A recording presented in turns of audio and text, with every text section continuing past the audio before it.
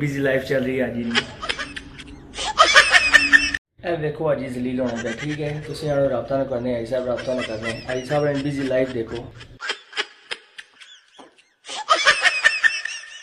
एक छुट्टी होनी है, जुमे दड़ा है, कपड़े धोवो, जुमा पढ़ो, ये वो सब काम करो, रात में ड्यूटी जाने, ड्यूटी करके आने, सुबह के सो जाने, शामी उठने फिर ड्यूटी जाने। जिस टाइम असी उठ रहे हैं उस टाइम पाकिस्तान वाले सुते होने ना, वो खुदा ना खौफ कराया करो, कोई हरी तो भी रहम कराया करो। एक ही गल पकड़ी होनी आई साहब, तुम पैसे ले हो गए, रबता ना करना साढ़े नाल, इतने जाने ड्यूटी के उत्थे फरमैन आखना ताल मुहम्मद यल्ला सोरा सोरा। इतने सुबह आने ड्यूटी खत्म करके घर कॉल करने, किसी और की कॉल करने, तुम हम पैसे लोगे याद भी ना करने।